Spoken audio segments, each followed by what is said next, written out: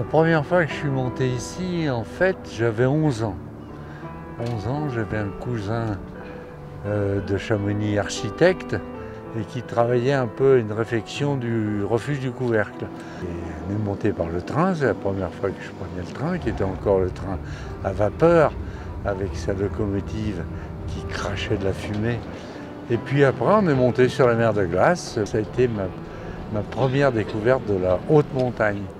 Je me baladais beaucoup avec mes parents en moyenne de montagne, mais là, c'était vraiment la haute montagne, remonter de la mer de glace. C'est un souvenir absolument extraordinaire. Et c'est sans doute de là qu'est né mon amour de la haute montagne. Ouh, pas mal. C'est quelque chose, pourtant, j'ai plus beaucoup de mémoire, mais j'ai encore des visions prises à 11 ans qui restent très très présentes dans mon esprit.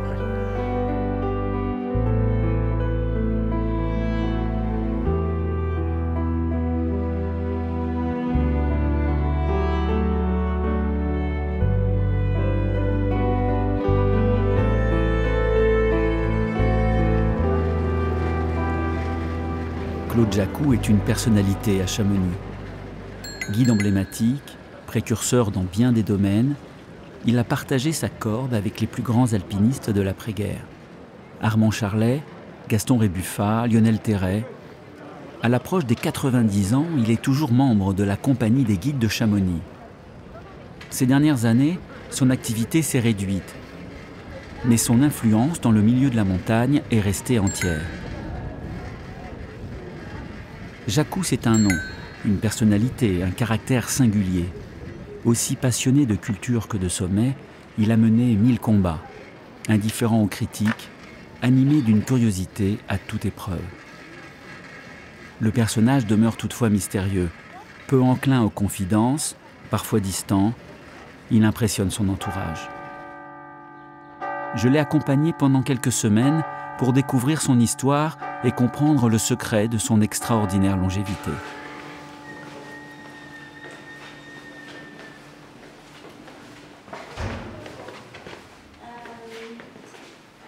Claude, il fait partie des figures de la Compagnie des guides de Chamonix. D'abord par son éternelle jeunesse.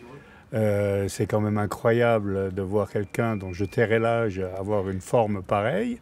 Continuer d'exercer le métier après, à son âge, c'est remarquable, même s'il adapte bien entendu ses courses à son âge, mais c'est tout à fait exceptionnel. C'est important d'avoir pas le côté ingrat de l'approche, disons, à 2000 mètres, mais de pouvoir monter tout de suite en haute altitude, à 3005 comme aujourd'hui, à Pointe-et-le-Brenner, ou à 3008 à l'Aiguille du Midi, ou en Suisse, au-dessus de Zermatt, en Italie.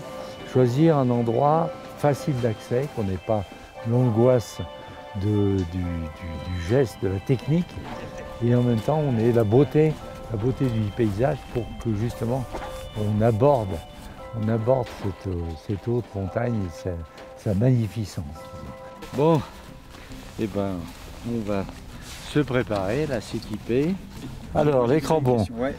Placez d'abord le talon, ensuite vous glissez ça là-dedans, un tour autour de la cheville, là-dedans, et de nouveau autour de la cheville, et dans la fermeture. D'accord. On suit toujours exactement la corde. Et 3 fois, et on a le bout qui sort parallèle à la corde de sortie. Voilà, on serre et c'est... Alors là, aujourd'hui, en partant de là, c'est presque idéal parce qu'on part complètement à plat. On a tout le paysage, l'Italie, la Suisse, la France, tout le massif du Mont Blanc. Et on part, disons, on met les crampons, on apprend les techniques de base et on n'a pas de notion de danger. Donc on peut s'imprégner de la beauté du paysage et puis petit à petit se former à la technique. Alors là, vous voyez, on est en latéral et c'est simple aussi parce que c'est pas raide. Il faut que les crampons soient plats sur la neige. Donc il faut faire une torsion de la cheville pour que toutes les pointes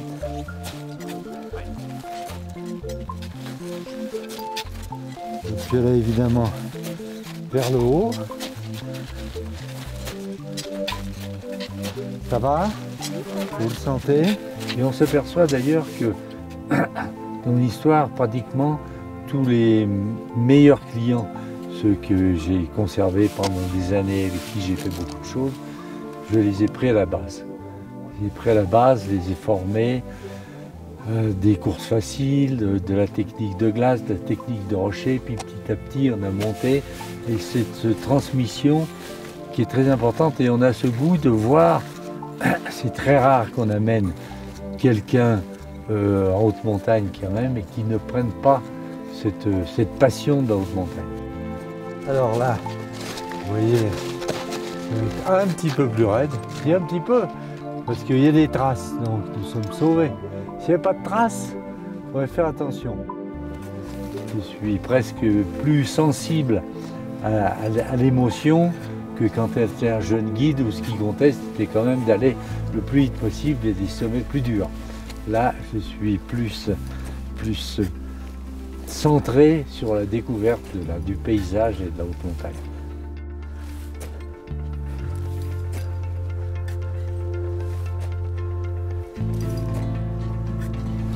Le sommet s'approche. Bientôt la fin de nos peines.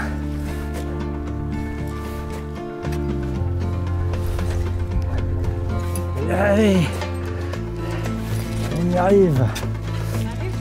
Oui, le sommet tout proche est très confortable, ce qui ne gâte rien. Et voilà. Voilà. Merci beaucoup de nous avoir amenés jusqu'ici. Laurent, Merci beaucoup. bravo. Le contact avec la haute montagne, comme aujourd'hui, dans des conditions faciles, c'est merveilleux. Alors j'ai aucune raison d'arrêter. Malgré divers incidents et diverses blessures, j'ai la chance d'avoir mes chevilles, mes genoux et mes hanches à peu près intactes, ce qui arrête aussi beaucoup de professionnels, hein. Des problèmes d'articulation, disons.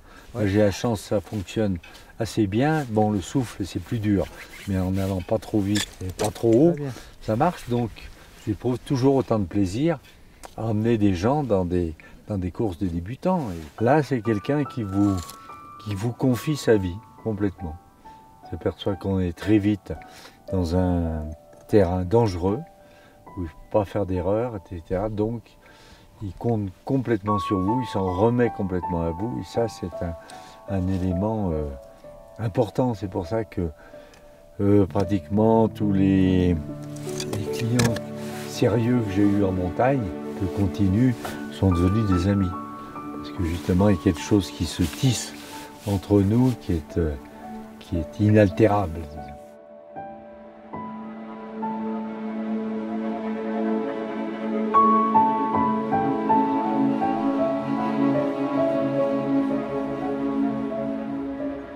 Au village de Servoz, à l'entrée de la vallée de Chamonix, se trouve la maison familiale des Jacou. Les parents, natifs d'ici, ont décidé de partir à Paris dans les années 30. La grande bâtisse est devenue un lieu de vacances pour ceux qui étaient désormais des petits citadins. La sœur aînée de Claude, Annette, a suivi une brillante carrière universitaire parisienne tout en restant fidèle à la maison des origines.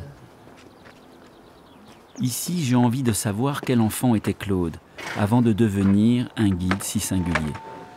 Tiens, Claude. Voilà. Quelle surprise. T'as l'air en forme encore. Hein? Ça peut aller. Formidable, formidable. Qu'est-ce qui fait beau aujourd'hui? Regarde ça. Oui, ça c'est des photos de vacances. Mes parents avaient l'habitude de nous emmener une quinzaine de jours au bord de la mer. On était une fois à Arcachon, une fois à Cavalère. Alors, oui, c'est une photo de vacances. Ma mère, ma grand-mère, mes deux sœurs, Madeleine et Annette. Voilà, j'ai un souvenir assez bref, parce que confus, parce que j'étais petit encore à ce moment-là. Puis après, avec l'arrivée de la guerre, évidemment, ces vacances ont été terminées. Voilà mes parents, hein, mon père et ma mère, qui étaient instituteurs tous les deux. Très fiers de leur métier d'instituteur. Je crois que ça a été d'excellents enseignants. Ils ont voulu que leurs enfants aient les meilleures possibilités d'études. C'était un gentil petit frère, on s'occupait de lui. Tout de suite, tu adorais grimper, je me rappelle.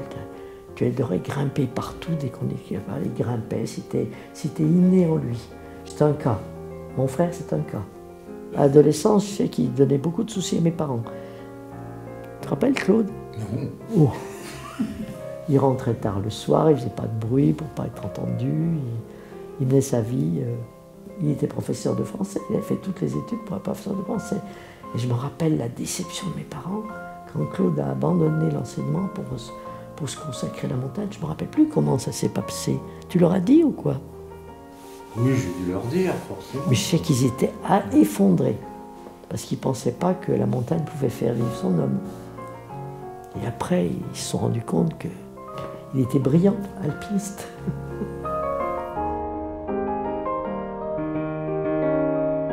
Je m'étais détaché de mes parents, j'étais trop indépendant. Dès l'âge de 18 ans, j'étais parti de chez moi. J'avais cette volonté d'indépendance, je ne supportais pas.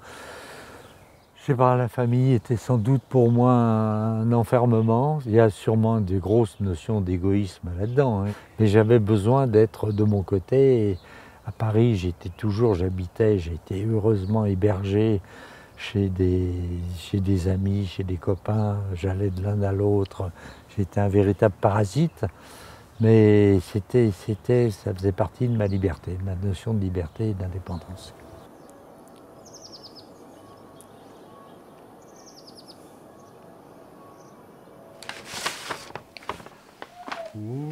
Ça est vraiment tellement flou, ça fait au col des Courtes. Ça, c'est une photo qui était drôle. C'était une photo avec Frison Roche et Marius Nicoli, qui était le guide-chef de l'époque, devant le bureau des guides. Oui, ça c'est randonnée à ski, Chamonix-Zermatt. Et ça, c'était, j'y tiens parce que mon copain Robert Guillaume, qui est mort au pilier du Fresnay, Michel Vaucher, le célèbre grimpeur suisse, avec Cabri. Voilà. Oui, je vois une photo d'Armand Charlet, là, et c'est effectivement. J'ai eu la chance de l'avoir comme professeur maître à mon stage d'aspirant guide. Et disons qu'au début, ça s'est pas très bien passé. Pas très bien passé parce que j'arrivais avec une mauvaise réputation. J'étais celui qui se promenait pieds nus dans les rues de Chamonix. C'était pas très bien considéré quand je suis rentré à l'École nationale. Et on avait l'escalade à l'époque. Donc Armand dit quelqu'un veut-il commencer? Et moi, tout faraud, je dis oui, moi. Et je pars là-dedans, je fais 1 mètre ou 2, tranquillement. Et Armand me dit, d'une voix glaciale, « Stagiaire Jacou, n'oubliez pas que vous êtes noté. »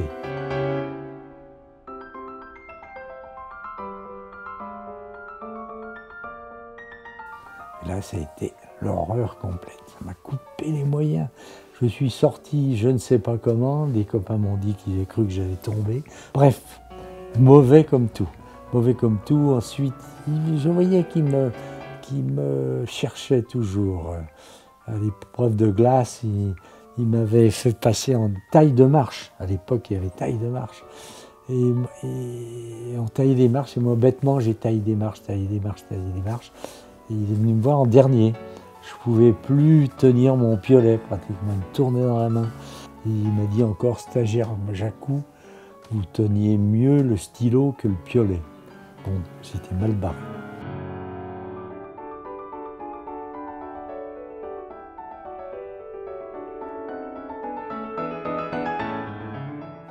Alors, je remontais un petit peu dans son estime à l'interrogation orale. Oui. Posait des questions sur l'histoire de l'alpinisme, la géographie alpine. Et là, il m'a posé des questions, mais piégeuses, comme c'est pas possible. J'ai eu tout bon.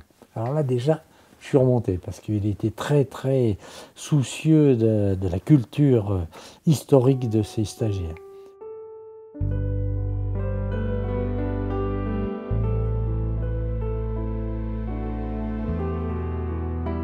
Et puis, stage de guide, là, j'avais progressé.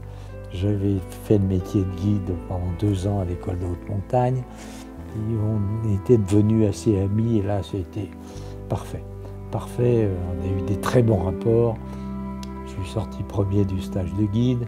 Et quand je suis sorti, il est venu me trouver en me disant « Jacou, il faut que tu rentres à la compagnie des guides de Chamonix. » Et il m'a fait rentrer. Et on a eu toujours des très bons contacts et c'était quelqu'un dont j'admirais beaucoup l'exigence morale de l'alpiniste et du guide. Il fallait qu'il soit irréprochable. Il n'admettait pas la moindre faiblesse, la moindre fainéantise, disons, vis-à-vis des clients. Il était d'une exigence aussi bien pour lui que pour les autres. Et c'était quelqu'un que j'admirais beaucoup. Ainsi, Claude Jacou, le rebelle qui marchait pieds nus dans Chamonix, eut pour mentor Armand Charlet, un guide austère et rigoureux qui gravit 100 fois l'aiguille verte. Un apparent paradoxe, révélateur des valeurs profondes transmises entre générations de montagnards.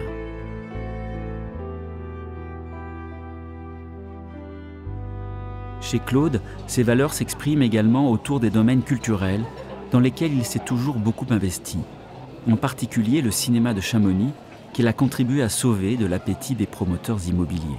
Vis-à-vis du cinéma, premièrement, c'est un membre très actif de cette association des Amis du cinéma, puisqu'il en est le président depuis le début. Il en est président parce que, premièrement, il aime le cinéma, il connaît beaucoup le cinéma, il lit énormément, et il se bat pour qu'un cinéma vive toujours à Chamonix, qu'on ne devienne pas un désert en matière de cinéma, qu'on ne soit pas obligé d'aller à 30 km pour voir un film. Exactement, et que nous avons, depuis 6 ans, énormément œuvré pour que Chamonix garde un cinéma et un cinéma de qualité. C'est un art. Le cinéma, c'est un art, donc il faut maintenir, comme Chamonix a su conserver des intérêts vers la littérature, il y a constamment des événements littéraires ou philosophiques, et il faut qu'on maintienne le cinéma. Voilà, ce pourquoi on se bat constamment, et on réussira, j'en suis sûr.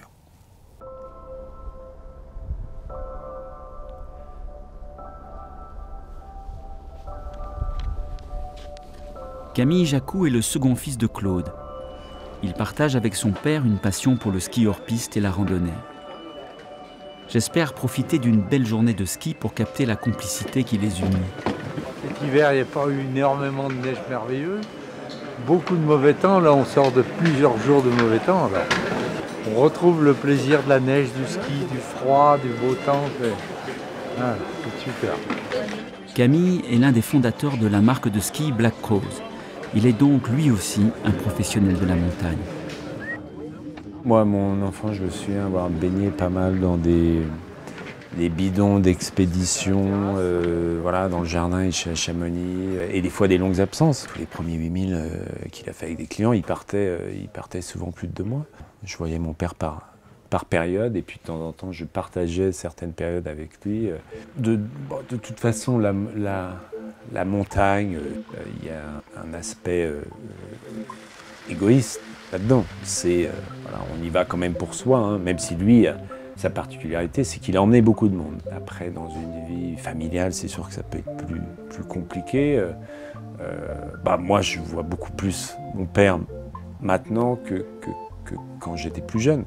C'est sûr que notre grande sœur qui a disparu suite à une maladie, elle a eu une enfance, je pense, un petit peu difficile, parce qu'il était jeune et il s'est vraiment, il s'est tourné vers la montagne, vers tout ça, et je pense que elle n'a pas eu une enfance, je pense, très facile. Moi, c'était pas mal d'années après, et moi, j'ai eu une mère qui m'a qui s'est beaucoup occupée de moi. c'est vrai qu'il est actif. Le secret, je ne sais pas, je crois que ça a été d'aller de l'avant, découvrir toujours s'intéresser au prochain film qui sort mercredi, au nouveau bouquin de un tel et au prochain voyage à faire.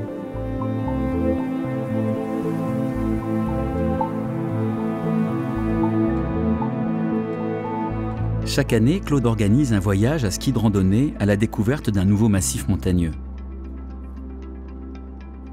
Son insatiable curiosité le conduit cette fois vers le Caucase géorgien.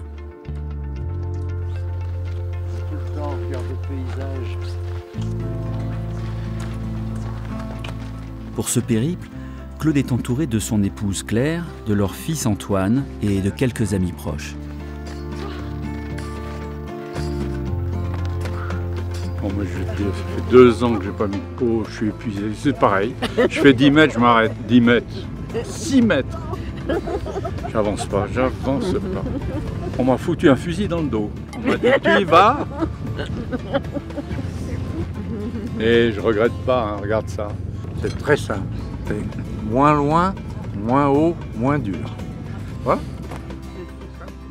J'ai quand même effectivement quelques amis avec qui j'ai fait des choses depuis 20 ans, 30 ans, 40 ans même. On retrouve ce qu'on cherchait ensemble, une sorte de contact, de communion dans la montagne, qui est quelque chose d'assez unique.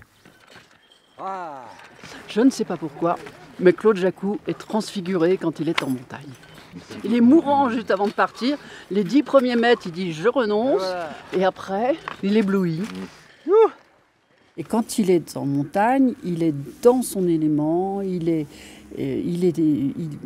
change de visage, il est heureux.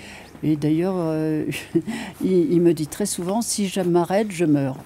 C'était assez carré. Je ne pense pas qu'il ait complètement raison, mais il le dit souvent.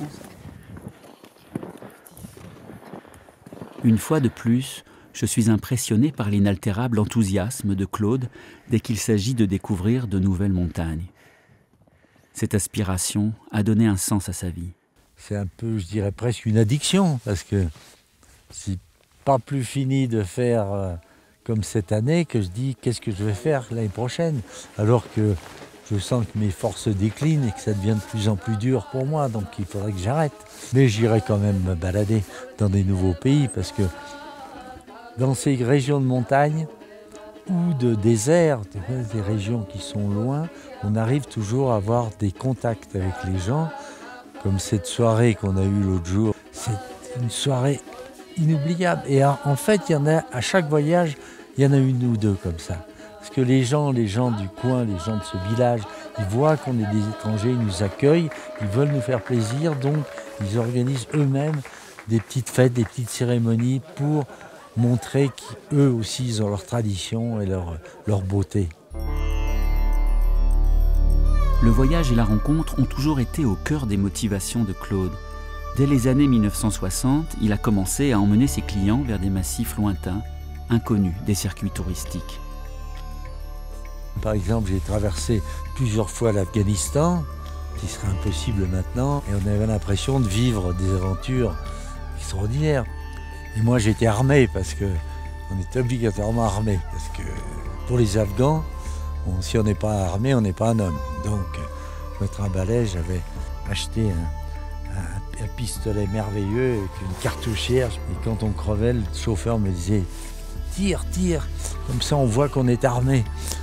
C'était des aventures aussi. C'était pas de haute montagne, mais de l'aventure pure. Claude s'est vite intéressé aux sommets aperçus au cours de ses voyages, aussi bien en Asie qu'en Amérique du Sud ou en Afrique. Ce guide d'un genre nouveau a commencé à conduire ses clients dans des ascensions à 6000 mètres, puis à 7000 mètres et enfin à 8000 mètres dans les années 80. Il a ainsi révolutionné la profession en haussant son activité à des altitudes jusqu'alors réservées à l'élite de l'alpinisme mondial. Ah oui, oui, tout à fait. Tout à fait. On était des précurseurs, on n'était pas des inventeurs, mais des précurseurs, disons. On C'était une belle, très belle époque. En 1989, c'est l'apothéose.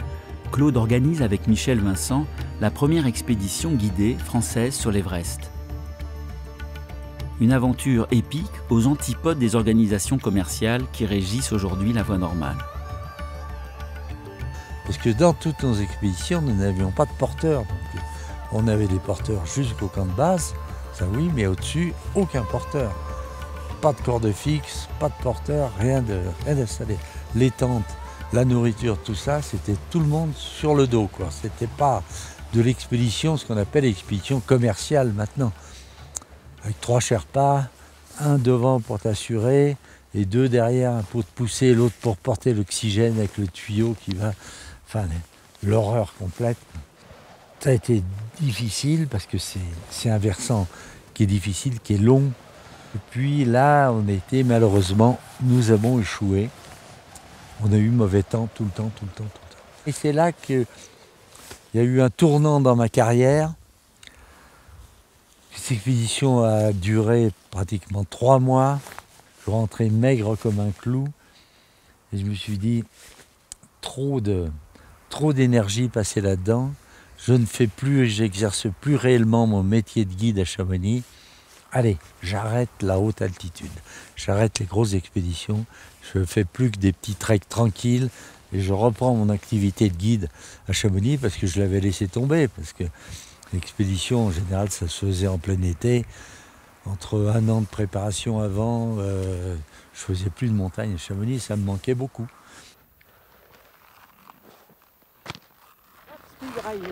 Maman! Oh, mon fils! Heureusement que t'es là.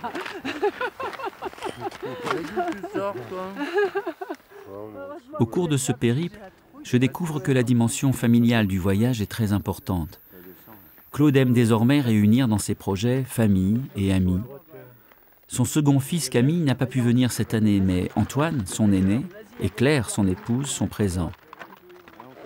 La vie privée de Claude a été tumultueuse. 3 enfants de 3 compagnes différentes. Son histoire avec Claire s'est écrite en 2 temps. Une première rencontre dont est né Antoine, puis 20 ans d'éloignement avant de renouer à nouveau et de commencer une vie commune qui dure toujours. Antoine a ainsi connu Claude tardivement et n'a pu créer de véritables liens qu'après l'âge de 25 ans. Ah, ça fait du bien d'arriver quelque part.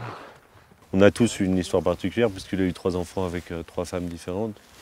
Je l'ai connu à 25 ans, moi, et entre l'escalade et les voyages, petit à petit, on s'est apprivoisé, on a appris à se connaître et on a vécu des choses assez fortes, enfin super, quoi.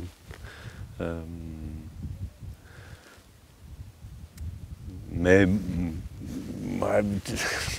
moi, ça m'énerve toujours de me dire que voilà, il a fallu que j'attende que ma mère revienne avec lui, que j'ai 25 ans pour qu'on commence à échanger des choses. Et moi, j'ai vécu de l'âge de 7 ans à 25 ans, en sachant que j'avais un autre père, mais j'avais aucune nouvelle. Et c'était rien, zéro. Il aurait suffi, je pense, d'un geste, d'une lettre, d'un truc. C'est pour ça que je parle de détails. Pour que d'un adolescent angoissé, je sois un adolescent plus apaisé et que je trouve ma voie plus facilement. Et voilà.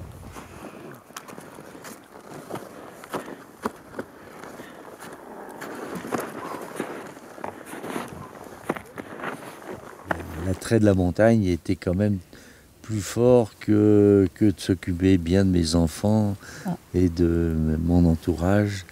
Quand il y avait un projet de montagne, plus rien ne comptait d'autre. Donc c'est quand même une forte dose d'égoïsme que je ne peux pas nier. Oh, c'est bien qu'ils la reconnaissent. Oui, j'ai pas été un bon père, pas un bon mari non plus, je pense. Parce que je partais. Je partais comme peut partir sans doute un marin, quelqu'un qui est passionné par ce qu'il fait, par ses expéditions. C'est un montagnard, il a fait de la montagne sa passion. En dehors de ça, il est très sympa Et très agréable, c'est toujours agréable d'être avec lui, toujours agréable d'être reçu chez lui. Il partage beaucoup, il donne. Voilà. Il n'y a pas à noircir le tableau, forcément. Et ce qui se passe maintenant est super.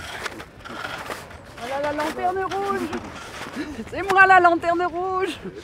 Heureusement que Marie est tombée derrière, hein, sans ça je serais encore là-bas. Charmant. Absolument charmant. Non, ne m'embrasse Oh pas. ma petite Marie. Non, ne m'embrasse Heureusement pas. que j'étais là pour te récupérer. Hein. Regarde. Ah ça oui. Ah. Ah ouais, ça oui, ça oui. C'est pas du C'est chocolat. vraiment un bout de chocolat, oui. Un voyage comme ce qu'on fait là, c'est intéressant. Enfin, on en a fait un déjà l'année dernière, il y avait Camille et Antoine. Voilà, c'est une famille particulière, mais c'est une famille. Et il est entouré.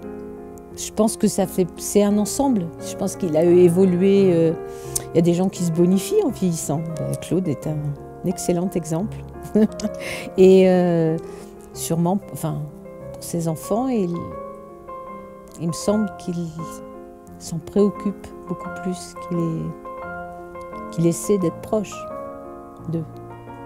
D'ailleurs, ses enfants font de la montagne, viennent en voyage. Enfin, c'est un partage d'une certaine façon son monde.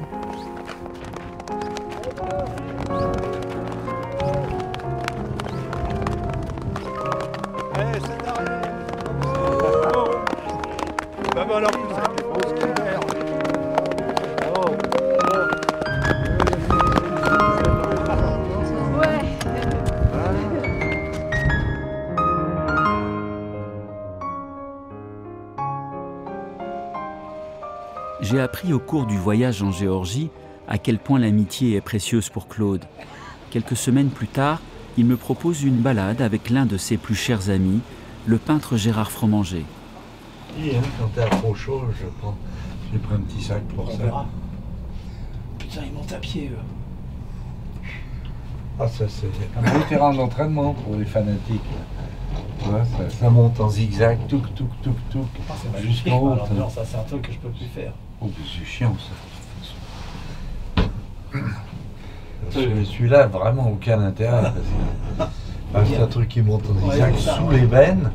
Tu vois, c'est vraiment des gens qui vont faire de l'entraînement pour l'entraînement.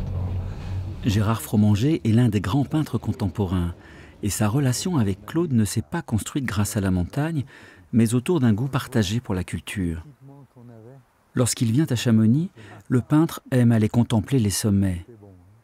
Les accompagner est pour moi la chance de saisir un autre versant de la personnalité de Claude, celui de son attachement profond aux arts et aux lettres. Alors tu me racontais? Donc toutes ces aiguilles ont des noms, tu vois, du Grépon là-bas au-dessus de la République, jusqu'au sommet du Mont Blanc, etc. L'aiguille de la République, là, la pointue, pendant la guerre, elle a été débaptisée et appelée aiguille du maréchal Pétain. Mais non. Oui, oui. Oh, hein, incroyable. Et là-bas, cette grosse montagne, c'est l'aiguille verte, une célèbre montagne presque symbole de Chamonix. Parce que tu disais que c'était la confrontation effectivement de la vision de l'alpiniste et la vision d'un peintre. Voilà, regarde, tu vois. Alors on voit la cabine, on voit son nom qui monte et puis son ombre très loin à droite sur le rocher. Voilà. Et c'est très symbolique de la création de la peinture. On dit c'est chez les Grecs que la peinture c'est la fille de l'ombre. Parce qu'elle a commencé par une femme qui passe au réveil d'une nuit d'amour avec son amant, 500 ans avant Jésus-Christ à peu près. Elle voit son amant partir pour la guerre, il s'habille, et pendant qu'il s'habille et qu'il va partir de la couche, elle, à toute vitesse avec du charbon, elle trace sur le mur le contour de son ombre, de l'ombre de son amant qui s'en va. L'amant est parti, il reste l'ombre, et c'est le début de la peinture. Et là, ça m'a fait penser à ça. Et en plus, c'est une ombre qui bougeait, c'était magnifique. Oui, qui montait.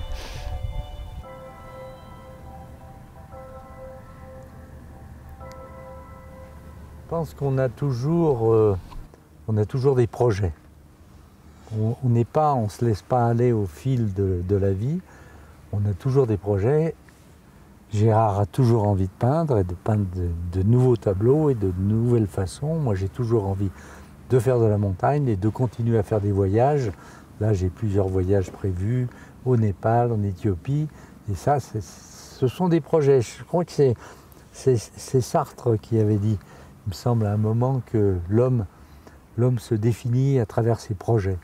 Et moi, je pense que, je ne sais pas ce que tu en penses, Gérard, mais... C'est-à-dire, l'idée de retraite, par exemple, c'est un mot terrible. Terrible. Pour moi, c'est un mot terrible. La passion, moi, j'essaye qu'elle soit à la hauteur. C'est ça, c'est ma référence, c'est mon quai de gare. C'est le soleil qui se lève tous les matins. Ça, il est frais. J'en ai rien à foutre de ma retraite, de ma vieillesse, de mon enfance, de mon passé. Alors j'essaye d'être à la hauteur de celui-là. C'est quand même extraordinaire. C'était une phrase, alors toi tu citais ça, de Lévi-Strauss qui dit « Le monde a commencé sans l'homme et il finira sans lui ». Ben oui, mais alors tant qu'on est là, autant être à la hauteur de ce monde. Il faut être à la hauteur de ce monde. Le temps n'existe pas. Il passe. Bon, d'accord, il passe. Il n'existe pas. Où il est, c'est quoi? Il y a 1 seconde, dans 2 secondes. On ne sait pas ce que c'est. Alors, il y a des tas de théories là-dessus, mais moi je ne sais pas ce que c'est. Donc, comme il passe, mais je ne sais pas ce que c'est, je garde toujours cette fraîcheur. Mais malgré moi, je ne fais pas exprès, je ne me force pas de jeunesse. Je ne peux pas dire que je suis comme dans ma jeunesse. Moi, j'ai une espèce de jeunesse éternelle. La jeunesse, elle est constante. Elle est constante. Alors, c'est pour ça que je me regarde de moins en moins dans la glace. Parce que là, je vois que le temps a passé. Et puis, je vois ce que les autres me disent. « Ah, vous avez tel âge à peu près. » Ils le disent à peu près, à 2-3 années près. Moi, non. Moi, je ne me vois pas. Jamais. C'est les autres qui me voient. Donc, ne me voyant pas, je n'ai que mon modèle intérieur, l'argument intérieur. Et mon argument intérieur, c'est que rien n'a changé. Rien n'a changé. L'amour, la passion, l'esprit jeune. Non, il n'y a pas de fatigue. Il n'y a pas de fatigue. Il y a un très joli film de Sacha Guitry qui s'appelait « Ceux de chez nous ». Et par exemple, il a été chez Renoir, chez Auguste Renoir. Mais alors les images d'Auguste Renoir prises par Sacha Guitry à la fin de sa vie, il est là. Le pinceau, on lui a attaché au doigt, à la main. Il a toujours une cigarette, un vieux mégot qu'on lui allume constamment. Il fume en peignant. Il a sa longue barbe, il n'a plus de kilos, plus rien. Et avec ce petit pinceau attaché. Mais c'est d'une beauté, c'est bouleversant. Donc il n'y a pas d'âge. Il a une espèce de jeunesse éternelle. L'apparence, comme ça, tremble, est vieille, attachée, un peu diminuée. Mais le cœur, la passion, elle est là, complète, quoi, complète. À travers Gérard, je sens qu'il y a quelque chose qui me correspond. Quand il parle, ses paroles me font vibrer parce qu'il sent, il va dans des choses profondes de l'être humain. Et ça, il le sent mieux que moi. Moi, je reste quand même un peu sur la matière extérieure. Mais effectivement, ça correspond à quelque chose, à un désir sans doute profond. Je ne suis pas un bon écrivain, encore moins un bon pianiste ou un bon peintre du tout, mais je sens que ça a correspondu à quelque chose qui existe en moi, qui ne s'est pas développé, que j'ai trouvé au travers du contact de la nature et de la montagne en particulier. Parce qu'au fond, il est comme moi, c'est un artiste. C'est un artiste. Les gens qui le suivent, ils sont 12, 15, 20, 25, il a 50 copains qui, chaque année, l'un ou l'autre, ils font une douzaine, ils font une bande. Et puis, ils aiment Claude. Ils le suivent. C'est vraiment leur guide. Ils en sont amoureux. D'abord, il est beau. Ah oui, mais ça compte. Il a une belle gueule, il a une belle allure. Il vous dit, tiens, on va aller faire je ne sais où, quoi, au Laos. Oh, ben on a envie d'aller avec Claude au Laos, tout ça. Et les gens le suivent. Voilà, et ben, ma petite expérience, et les deux avec lui, vraiment d'un petit effort, disons, de petite montagne, j'ai compris ce que c'était qu'un guide, voilà, un grand guide. Confiant, il donne confiance en soi, il donne confiance en soi. Il vous donne des qualités que vous ne croyez pas avoir. Et il vous donne des plaisirs que vous n'avez jamais connus.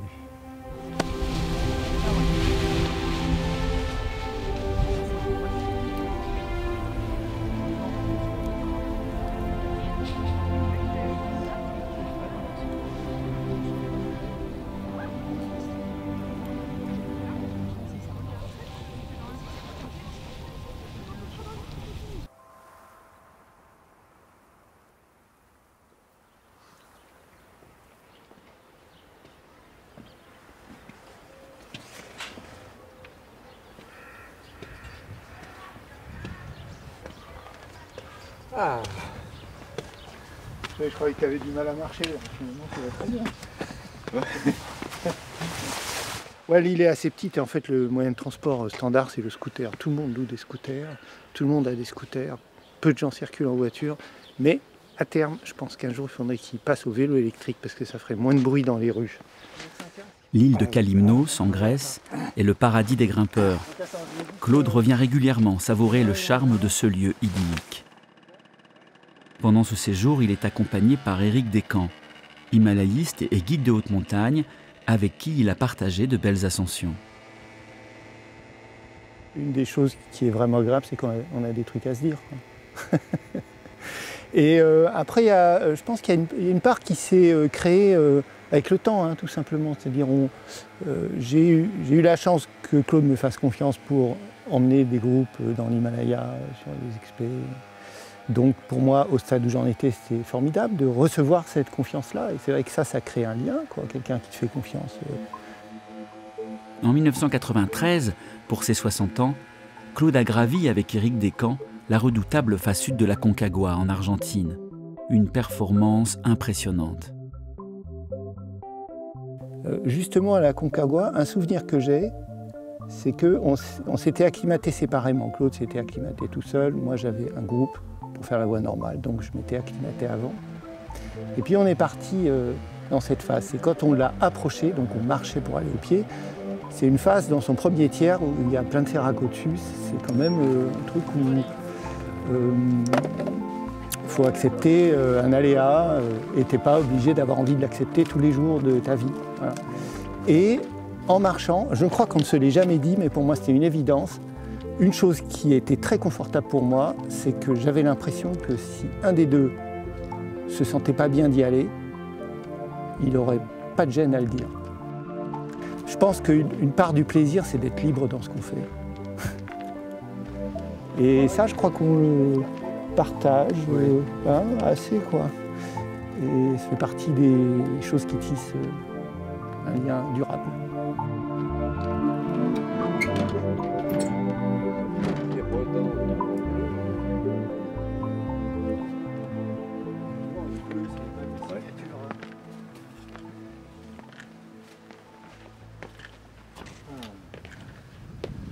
Ah, ben, c'est ouverte. C'est mon sac. Ah. Voilà. Voilà. C'est bien sérieux. Ouais, je croyais que tu rentrais jamais dans une église là. Ouais, je dis c'est une chapelle. Ouais.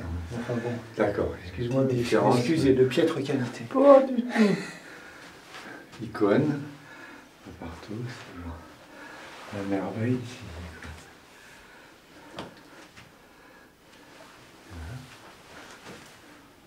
Tu vas quand même pas aller jusque-là. Non, non, non, ah bon. Je m'arrête. Mais tu peux y aller, toi, si tu veux. Ouais, moi j'ai été éduqué de manière telle que je vais m'autoriser à y aller. Ouais. C'est effectivement un témoignage de, quand même, de toute une civilisation. Et c'est assez admirable. Je suis très sensible à ces religions, parce qu'on a l'orthodoxe, parce que justement il a toutes ces icônes partout, cette ferveur qui traduit une ferveur, et puis la beauté de la chapelle elle-même. C'est quand même étonnant, ce tout petit édifice blanc et bleu, quand même absolument remarquable. Ce que je trouve extraordinaire, c'est qu'en un pas, on a l'impression de quitter le monde dans ce truc qui fait 2 mètres sur 2. Hein. C'est l'épaisseur des murs, c'est la fraîcheur, c'est je sais pas quoi, mais comme si il y a un effet produit par l'endroit. Je regarde la queue du dragon qui va jusqu'à dans les pattes du cheval de Saint-Jean.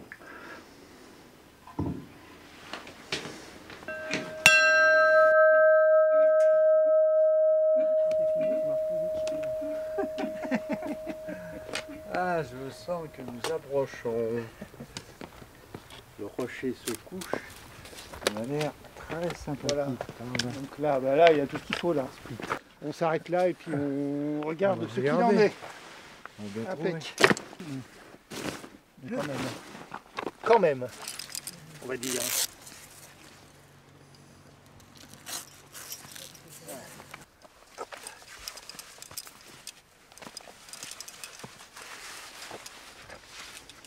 Bon, ben, cet exercice de marche lente m'a été fort salutaire parce qu'elle m'a permis de travailler la proprioception qui est en léger déficit actuellement. Regardons. Hop.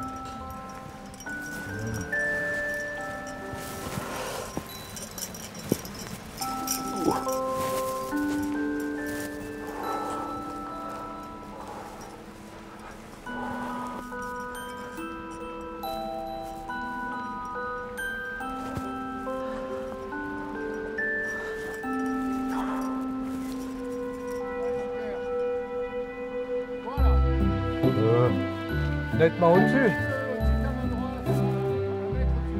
Ouais, je vois.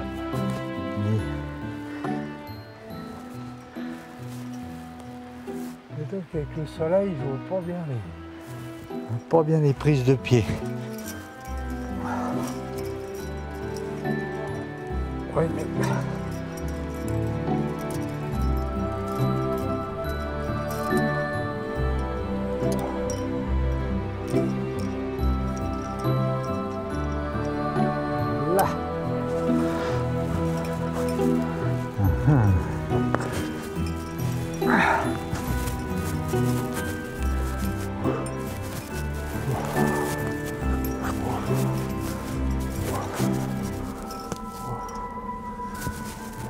Je pensais que je n'étais pas capable de grimper après mon accident à la cuisse. Puis finalement, quand on est sur le rocher, on a tendance à un peu oublier les douleurs. Il y a des choses plus importantes et on arrive à grimper. Donc je suis très heureux, surtout sur ce rocher extraordinaire, avec des prises dont on rêve et dans cette ambiance au-dessus de la mer. C'est vraiment une belle journée. Allez Eric, Vacher! Un plaisir physique, parce que je ne suis pas très physique moi, et quand j'attaque une voie quelconque, à ma portée bien sûr, j'ai toujours l'impression que ça va être un petit peu trop dur pour moi. Et puis une fois qu'on est les 4 points sur le rocher, il y a une sorte d'allégresse qui vous saisit, et on pense plus à la difficulté, on pense juste à la voie, à la prise suivante. C'est vraiment un plaisir proprement physique, esthétique aussi, et puis vraiment quelque chose qui vous transporte complètement. Bravo, bravo. Ça a dû être un peu long. C'est doux là. Ouais. Super. Mais l'enthousiasme et l'expérience ne font pas tout. Cette dernière journée de grimpe allait nous réserver une belle frayeur. Preuve que l'escalade demeure un sport engagé.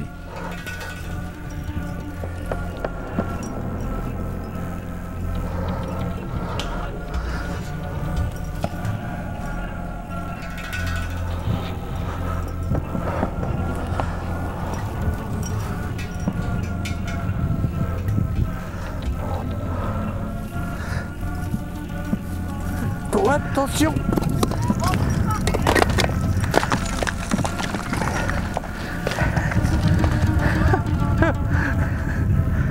Tout va bien.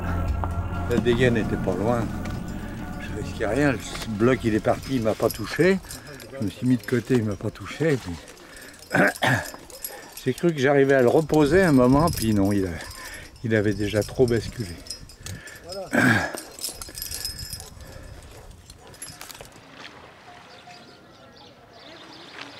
J'essaye de m'interroger sur ce qui me pousse à continuer. Et en fait, moi je vois vraiment une raison primordiale dont tu n'as pas parlé, c'est le plaisir. Ce plaisir immédiat, l'autre jour c'était très net quand on est repassé avant-hier, quand on allait grimper. Je pouvais à peine marcher, et puis quand je me suis retrouvé au pied de la voie, Eric voulait grimper en tête, ce qui était tout à fait logique pour m'assurer, et là j'ai eu un sentiment de dire non, je sens que je peux le faire, ou je vais essayer de le faire.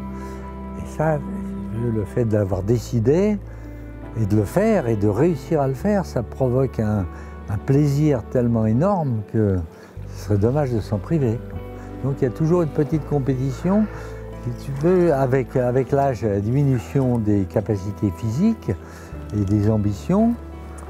Je vois, l'année dernière, j'ai fait quelques courses faciles dans le massif du Mont Blanc avec des gens qui étaient débutants. Et de faire une petite voie normale en neige dans un beau train, ça m'apportait un plaisir vraiment énorme, où je retrouvais les plaisirs d'une grande voie que j'avais fait étant plus jeune. Donc pour moi, la notion de plaisir est essentielle.